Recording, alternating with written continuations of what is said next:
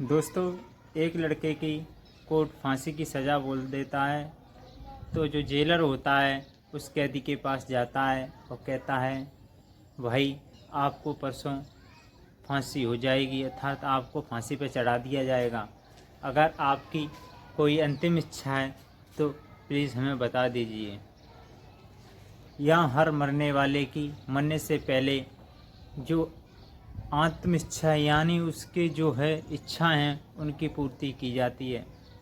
तो इधर कैदी होता है जेल में बंद, वो हाथ जोड़े कहता है, सर आप अगर हमारी एक अंतिम इच्छा है, आप अगर उससे पूरा करना चाहते हैं तो प्लीज़ कर दीजिए। तो जेलर कहता है, आप भी बताइए। जब वो कैदी बोलता है, सर मेरी आत्म इच्छा तो ये है कि मुझे मेरी पत्नी से मिला दीजिए, मुझे उसके साथ एक रात जेल में रहना है, अर्थात उसके साथ सोना है। ये बात सुनकर जो जेलर होता है वो अचंभित में पड़ जाता है और कहता है कि आज तक के 20 साल मुझे जेलर के पद पर तैनात हुए हो गए, लेकिन आज पहली मर्तबा ये सुनने आया है, आज तक किसी ने ये ख्वाहिश नहीं की है। तो दोस्तों, ये बात कहकर जेलर तुरंत सुन लेता है कि आप फिक्र मत कीजिए, और एक लेटर पर लिखकर जो फरमान होता है उसके घर भिजवा देता है, और उसमें साफ लिखता है कि आपके पति की अंतिम इच्छा तो ये हो गई है कि वो मरने से पहले आपके साथ एक रात बिताना चाहता है, अर्थात आपसे मिलना चाहता है। जैसे उसकी पत्नी उस फरमान को सुनती है और पढ़ती है तो वो तुरंत जेल के लिए रवाना हो जाती है। और जैसे ही पहुंचती है, दोस्तों इनका जो वाक़या था वो आगे मैं बताऊंगा। अभी तक आपने हमारी वीडियो को लाइक नहीं किया है तो लाइक करिए, चैनल को सब्सक्राइब करिए और बेल आइकन का नोटिफिकेशन ज़रूर बता दिए, और हाँ, एक प्यारा सा कमेंट भी कर दीजिए। हो सकता है कि आगे वाला आपको कमेंट करके अगली वीडियो में आपका नाम लूँ, अगर मुझे अच्छा लगे तो। दोस्तों, ये मेरे लिए बहुत ही गौरवान्वित उत्साहवर्धक आपका कमेंट होगा। नमस्कार, सत श्री अकाल, आदाब। मैं आपका भाई विजय सोनी और आप देख रहे हैं क्राइम दास्तान 2.1। तो दोस्तों, ये दोस्त होते हैं दो। ये जो सच्ची घटना है ये अलीगढ़ की है जो उत्तर प्रदेश में पड़ता है। दोस्तों, ये दोनों दोस्त होते हैं। एक का नाम प्रबोध होता है, एक का नाम सुबोध होता है। ये दोनों का ही ऐसा सिलसिला था कि अगर खाना प्रमोद के घर खा रहे हैं तो पानी सुबोध के घर जाके पिएंगे, और पानी सुबोध के घर पिएंगे तो खाना प्रमोद के घर खाएंगे। तो दोस्तों, ये एक नौकरी पे यानी एक कंपनी में चले जाते हैं। वहाँ जाकर कंपनी पे तैनात एक वर्कर यानी एक लड़की से जो सुबोध का है वो प्रेम हो जाता है। तो इसमें प्रबोध कहता है कि सुबोध, इससे दोस्ती मेरी भी करवा दो। पर भला कोई भी इस ज़माने में ऐसा व्यक्ति नहीं है जो अपनी गर्लफ्रेंड अपने दोस्त को सौंपना चाहे, था देना चाहे। इसी बात को लेकर प्रमोद रूठ जाता है और उसके दिल में पता नहीं कैसे कैसे ख्यालात आते हैं, और वो सुबोध के प्रति नाराज़ भी रहता है। जो दोस्त होता है उससे कब दोस्ती हो जाती है सुबोध से, कब प्यार, और प्यार भी इतना कि जो लड़की उसमें कंपनी में काम कर रही होती है वो सुबोध से जिद करती है कि आज चाय नाश्ता जो भी खाना होगा वो आपके रूम पर जाके हम खाएंगे। रूम पर जाके खाएंगे। तो जो होता है, सुबोध वो बाजार सब्जी लेने चला जाता है और प्रबोध रह जाता है। मौका पाते ही उसके साथ गलत कृत्य करता है। गलत कृत्य करने के बाद उसका गला दबा कर हत्या कर देता, और सुबोध इस चीज़ से अनजान था, उसे ये नहीं पता था कि आज ऐसा कार मेरा मित्र ही ऐसे घटना को अंजाम दे देगा। तो उसके जो प्रबोध होता है, रूम पे अकेला पाकर उसके साथ घिनौना कृत्य करता है और घिनौना कृत्य करने के बाद उसका गला दबा के हत्या कर देता है। और जो प्रबोध होता है जिसने वो मारी थी उसकी प्रेमिका, तो पुलिस से फ़ोन कर देता है कि फलाने फलानी जगह और फलानी एक डेड बॉडी पड़ी हुई है, आप आ जाइए। तो इस चीज़ को पता नहीं, उधर पुलिस आती है और उधर सुबोध को आना होता है। सुबोध ये सब देख के अचंभित हो जाता है कि भगवान, ये सब मैं क्या देख रहा हूँ, ऐसा नहीं होना चाहिए था। पुलिस आती है, घटना पे जैसे ही पहुँचती है तो वहाँ पर सुबोध पाया जाता है और उसकी बॉडी जो लड़की की है उसकी प्रेमिका के बरामद कर कर उसे पोस्टमार्टम के लिए भेज देता है। पोस्टमार्टम को भेजने के बाद और इससे सुबोध को भी जेल में डाल दे, अलग अलग आईपीएस की धाराओं के तहत उसे जेल में बंद कर दिया जाता है। इधर जो लड़की की पीएम रिपोर्ट होती है, अर्थात पोस्टमार्टम रिपोर्ट, पोस्टमार्टम जो रिपोर्ट होती आती है तो उसमें साफ साफ लिखा होता है लड़की के साथ रेप हुआ है, उसकी गला दबा कर हत्या हुई है। कुछ दिन बाद पश्चात उस कोर्ट उससे लड़के की फांसी बोल देता है। तो जेलर वहाँ जाता है और अंतिम इच्छा पूछता है कि भाई आपकी अंतिम इच्छा बता दी। तो वो कहता है, सर मेरी एक ही अंतिम इच्छा है, वो आप उसे पूरा कर दीजिए।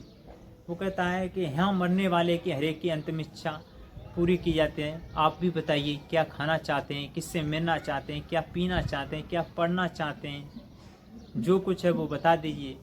जैसे ही जेलर को वो बताता है कि सर मैं अपनी बीवी अर्थात मैं अर्धांगिनी पत्नी से मिलना चाहता हूँ और मुझे एक रात उसके साथ रहना है, अर्थात उसके रात सोना है, आप प्लीज़ मेरी पत्नी से खबर कर दीजिए। इतनी बात सुनकर जो जेलर होता है उसके पैरों तले की ज़मीन खिसक जाती है और अचंभित में पड़ जाता है कि आज तक 20 साल मुझे ड्यूटी पे हो गए, आज तक के मर्तबा मैंने ऐसा हालात और ऐसी आत्मइच्छा किसी की नहीं सुनी है जो आज पहली बार मैं सुन रहा हूँ कि मुझे अपनी बीवी के साथ सोना है। दोस्तों, तो जो होता है जेलर, जो परवान उसकी बीवी के पास भेज देता है, उसमें साफ साफ लिखा होता है कि मुझे आपके साथ एक रात बितानी है, आपको कुछ बताना चाहता हूँ। इधर क्या हुआ, ये बात सुनकर उसकी पत्नी चली जाती है जेलर के पास और जेलर उसे भेज देता है और कहता है कि आपकी पत्नी आ गई है, आप उससे मिल लीजिए। और बैरक जो होती है तो उसे खाली कर देते हैं और उसके पास भेज देते हैं।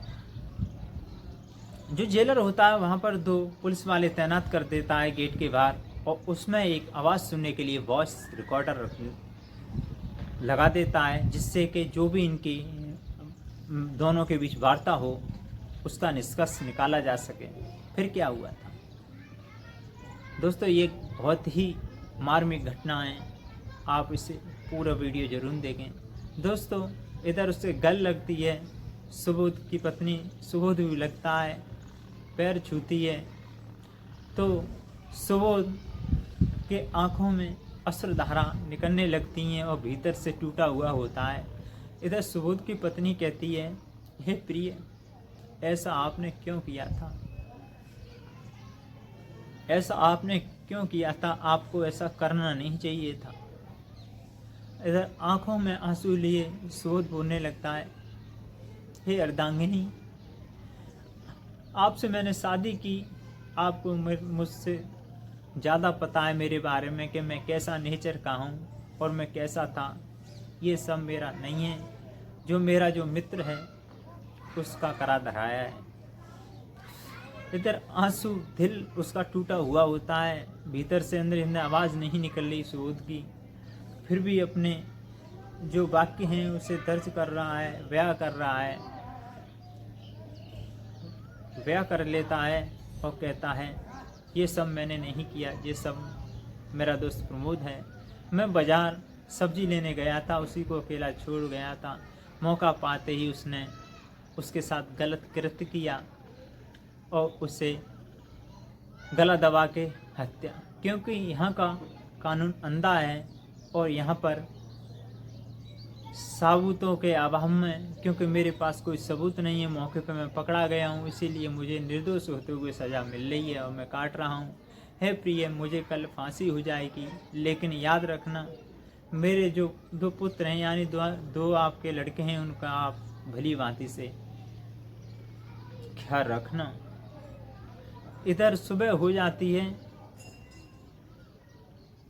है तो चलते चलते फिर एक और बात सबूत कहने चाहिए कि मेरी मात्र उससे ये थी कि वो लड़की मेरा जो टिफिन था वो ले लेती, मैं उसका ले लेता। एक दिन वो जिद पर अड़ गई कि मुझे आपके रूम पे जाना है, और जो मेरा प्रबोध था, मित्र, ये जलता था। आज के ज़माने कुछ धन के होते हैं, बहन बेटियों के होते हैं, हर एक प्रकार के होते हैं। यहाँ में 4 सही होते हैं तो 8 बिगाड़ने वाले भी होती हैं। उनमें से ही एक सुबोध का मित्र प्रमोद था। फिर दोस्तों सुबह जैसे ये सारा वाक्य सुनते हैं, जेलर साहब इधर गार्ड भी सुन रहे थे बाहर खड़े होके, तो इधर उनका विछड़न होता है कि हे प्रियतम, हे प्रिय, मैं आपको खो रही हूँ और कल आपकी सज़ा हो जाएगी। रही ज़िंदगी तो मुझे दोबारा अगले जन्म में मिलेंगे, लेकिन इस जन्म में तो हम आपसे नहीं मिल सकते, क्योंकि विधि के विधाता ने लिखा है वही होना है।